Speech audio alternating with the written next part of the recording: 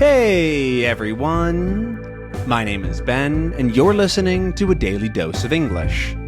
This is a short, simple podcast that you can listen to every day to improve your English. You can find the transcripts for all episodes and more on benslanguagelab.com. I'm glad you can make it today. In this episode, we're going to be talking about minimalism. Minimalism. A very fun word to say. Minimalism. Minimalism. But what is minimalism?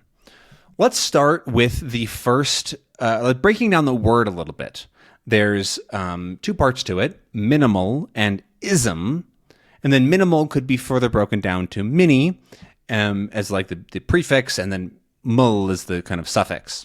However, we'll talk about minimal and then, or we'll talk about ism and then we'll get to the minimal part.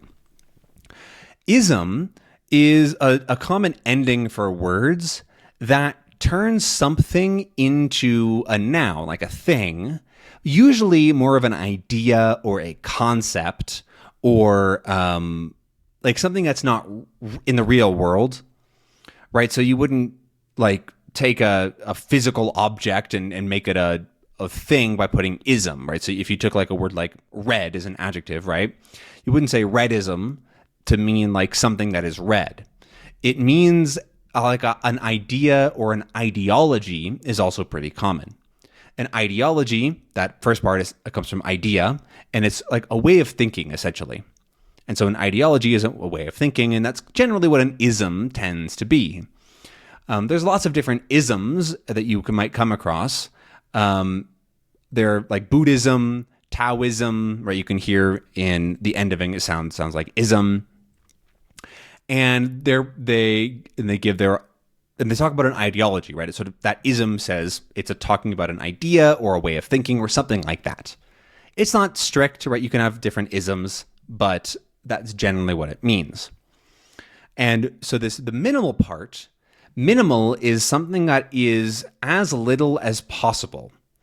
And so there's as little happening as can be possibly done for something to be minimal, right? So the minimal amount of effort is the least amount of effort that you can give, right? And so one of my goals with this podcast is actually to make the extra work as minimal as possible, right? To minimalize the extra work I have to put in. I think I've talked about this before, but I don't do any editing. I don't add the video. Like all of this stuff is basically automatic because I want to be able to do this quickly and easily in my day while still giving you good content. Because like editing something or tweaking the audio levels isn't necessarily making the content better. And so I can just do it automatically and make that process easier and make the extra work minimal. The word minimal, like I said, kind of has that part at the beginning that tells you that it means something that's small, mini. I'm sure you've heard of something that's a mini-sized or mini, just in general, as a small thing. And so we can look at this word together as meaning an ideology of less, of keeping things as small as possible or as little as possible. Small is not necessarily size, but also just how things look is a general thing. And so minimalism is a way of thinking or a movement, a way of living, actually, that was pretty popular, I think, in the 2010s, so about a decade ago. And it's still around, it's still known, but it's not as popular as it was. And the idea of minimalism is to reduce things in your life to make your life easier and more straightforward. So, for example, a minimalist wardrobe, so your clothes, a minimalist wardrobe is to have all of the same thing in your wardrobe. So, for example, a pretty famous person with a very basic wardrobe is Mark Zuckerberg, the owner of Facebook, also known as Meta. He, I believe, only has one type of t-shirt. He has like 10 of them, 20 of them, and they're really, really nice t-shirts because he's a bajillionaire. I think each t-shirt costs a couple $100, but he's able to wear those every single day. And and like that's the minimalist part, is that he's not trying to constantly think about what he's going to wear or how he looks, and just made the choice once to always wear a plain gray t-shirt. I'm sure he puts on like a nicer clothes for events or other things, so it's not literally every single day of his life, every single hour. But that's the idea behind, for example, a minimalist wardrobe, is that you don't have to make a lot of decisions on something that for you isn't that important.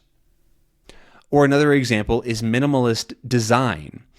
Minimalist design is where you have as little something on to like visual elements. And so, for example, a living room that's minimalist might have one clock on the wall and a TV and a couch, nothing else. Everything else is completely bare, a single color, and doesn't add what you might call visual clutter. Visual clutter is where there's just a lot of things to see. Actual just clutter is when there's a lot of stuff around. So your desk might just have a ton of crap on it, and that would be considered clutter. Visual clutter is specifically referring to when there's a lot of stuff to look at and it's just busy, and it's generally a negative thing. However, it can be a positive thing if it makes you feel good. There's actually an opposite movement to minimalism, which is called maximalism, right? Same sort of idea, the idea of having a lot going on. And if you go back to like the 60s or 70s style in the United States, that's pretty maximalist, where there's a lot of bright colors and patterns and things going on and pictures, and it can make people feel happy and excited, which is sort of the goal, of to evoke emotion. Minimalism does a similar thing, but it's trying to invoke something more like calm, or you don't feel like everything's happening at once. You can focus. I use some minimalist ideas in my life. However, I wouldn't say that many. I wouldn't say that I am a minimalist. However, I do look towards minimalist things when I'm especially planning out how things are going to look or how I'm going to work with something.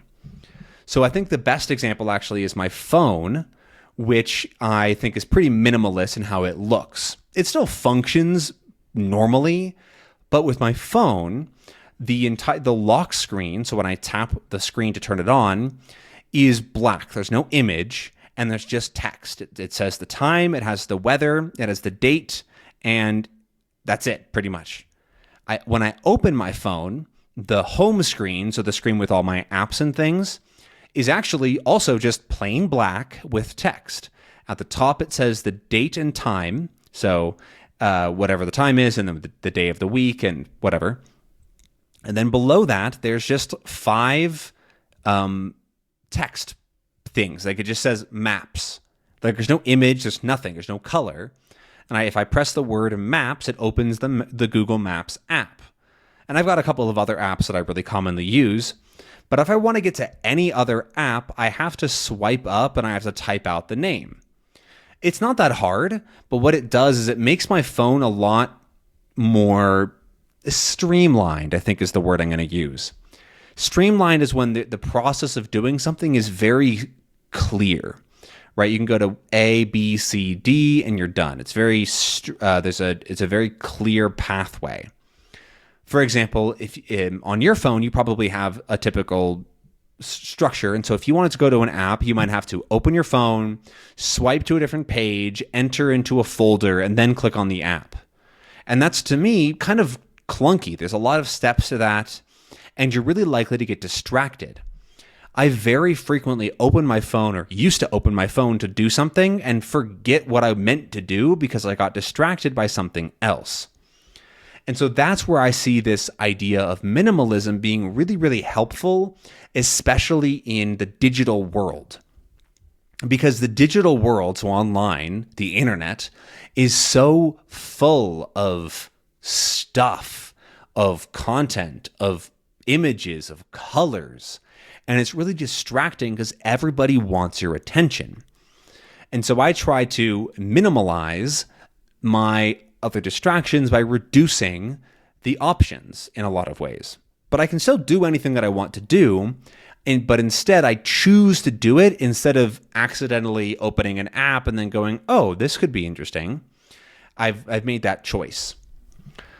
I also like minimalism in a couple of different areas. When I take notes, I try to make things as simple and clean as possible. A couple other things, but I'm not really going to go into it right now. But I hope that this this is a podcast. I hope oh my God, I said it again. I hope this podcast was interesting and helpful to you. If you want to learn more, Google minimalism and see what comes up, and maybe do some reading in English or watching of some other videos and see what you think of the concept, and maybe you can implement some of the ideas somewhere into your life. But I hope that you enjoyed this episode and learned a thing or two about the words in English or whatever. And I'll see you again tomorrow for another episode. See you then. Bye.